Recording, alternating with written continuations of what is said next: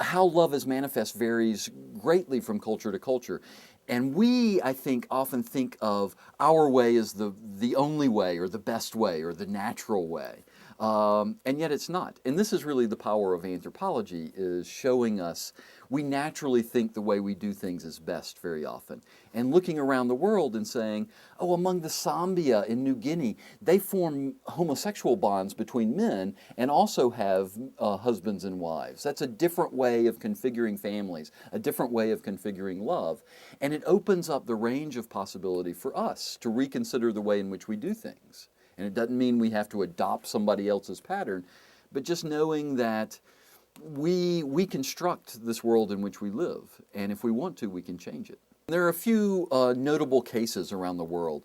Among Plains Indians before contact, and even shortly after contact, there was a recognized, sometimes it's called a third gender. So men who would feel like they are truly women, and they would dress as women, and then they would take male husbands. And very much a pattern of romantic love, falling in love, marrying, not having children, of course, but still living as husband and wife.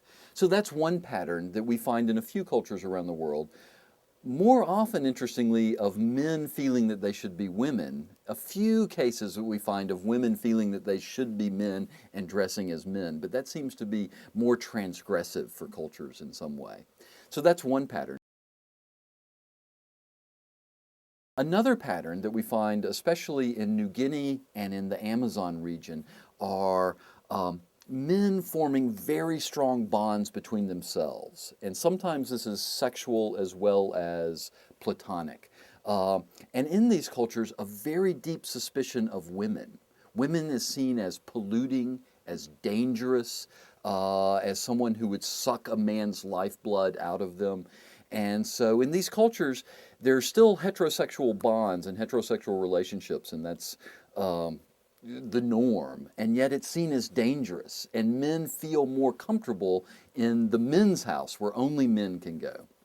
And for example, among the Sambia of New Guinea, that involves sexual relations. So young boys are taught about sex by having oral sex with older men.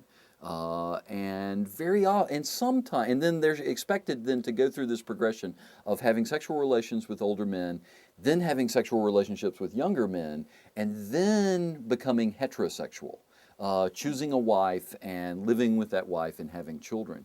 Very often it's hard for these men to make that transition to heterosexuality because women are scary.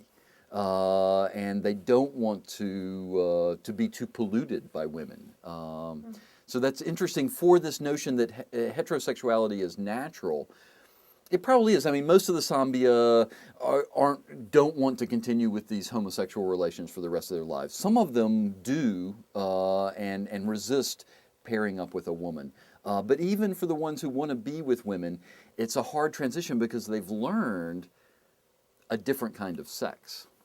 Those are the exceptions around the world. In most cultures around the world, heterosexuality is the norm, and not only the norm, but the very clearly the norm, that other sorts of love are looked down upon. But this changes over time. I mean, there were, we can talk about ancient Rome. We could also talk about times in the United States or in Western European history where homosexuality wasn't accepted, but it was kind of a screaming secret.